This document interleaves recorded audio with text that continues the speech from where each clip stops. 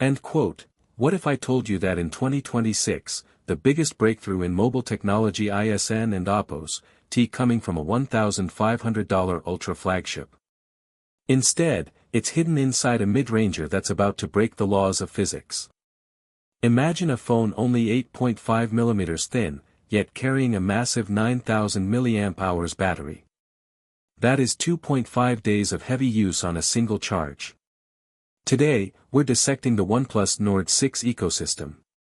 Is this the rise of the ultimate and Oppos, flagship killer and Oppos, or is it all just marketing hype?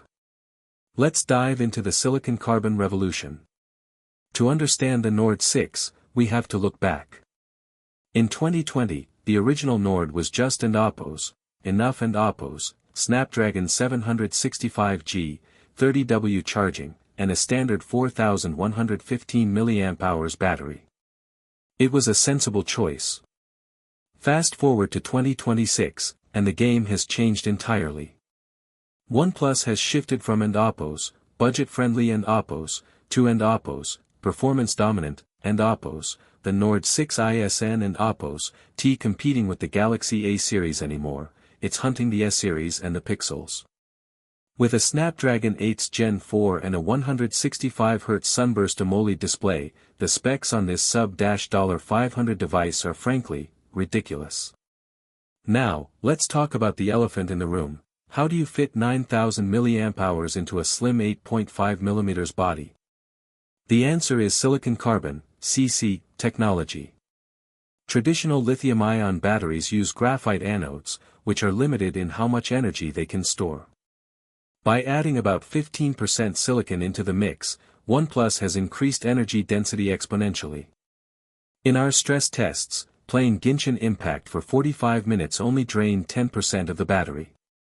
On a standard 5,000 mAh phone, you'd lose nearly double that. After 3 hours of hardcore gaming, this thing still had 61% left. This ISN and Oppos, T just a bigger tank, it and Oppos, S a more efficient engine. This tech effectively kills and Oppos, battery anxiety and Oppos, once and for all. But there's a catch. More power means more heat. To keep the Snapdragon 8's Gen 4 cool, OnePlus implemented the and Oppos, Glacier cooling system and Oppos, a massive vapor chamber and graphene sheets.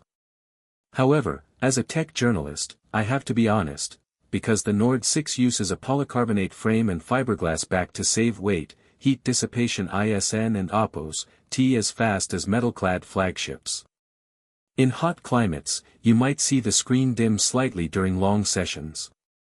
But OnePlus has a clever fix, bypass charging. You can plug in while gaming, and the power goes straight to the motherboard, skipping the battery to keep temps down.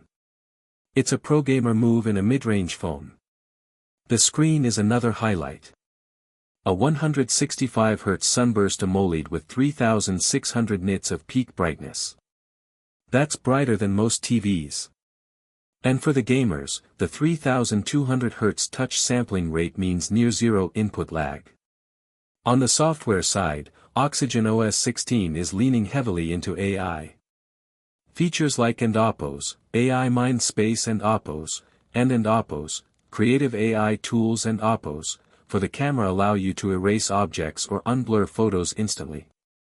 While the secondary 8MP ultra-wide camera is still a bit weak, the main 50MP Sony LYTA-600 sensor holds its own against the Pixel 10a in most lighting conditions.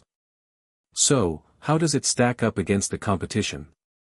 The Samsung Galaxy A57 offers a better ecosystem and 7 years of updates, but it feels slow with its Exynos 1680. The Google Pixel 10a takes better photos but charges at a snail and Oppos' pace. The OnePlus Nord 6 is the endurance king. With an IP69K rating, meaning it can survive high-pressure hot water jets, it's also one of the toughest phones on the market. For around $450, you are getting a device that challenges the very definition of a and Oppos, mid-range and Oppos, phone. If you care about battery life, raw speed, and durability, this is the one to beat in 2026. But what do you think? Is 9,000 mAh overkill, Or is it exactly what we've been waiting for? Let me know in the comments below. Don't forget to hit subscribe for more deep tech analysis. And I and Oppos, LL see you in the next one, end quote.